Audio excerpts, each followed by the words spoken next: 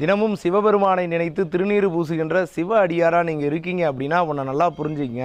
இறைவனுடைய அருள் உங்களுக்கு பரிபூர்ணமாக கிடைத்து கொண்டிருக்கிறது என்று அர்த்தம்.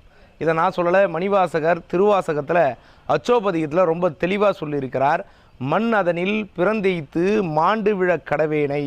இந்த மண் உலகத்தில் நான் பிறந்து பயனில்லாமல் அழிய போகிறேன், ஆனால் எண்ணமிலா அன்பருளி என்னை ஆண்டிட்டு என் எண்ணத்தில் கூட நினைத்து பார்க்க முடியாத அளவிற்கு இறைவன் எனக்கு அருளை செய்து என்னையும், நல்லா புரிஞ்சுங்க, என்னையும்னு சொல்கிறார். என்னை ஒரு ஆளாக நினச்சி என்னையும் தன் சுண்ண வெந்நீர் அணிவித்து தூய் நெறியே சேரும் வண்ணம் அண்ணல் எனக்கு அருளியவாறு யார் பெறுவார் அச்சோவே.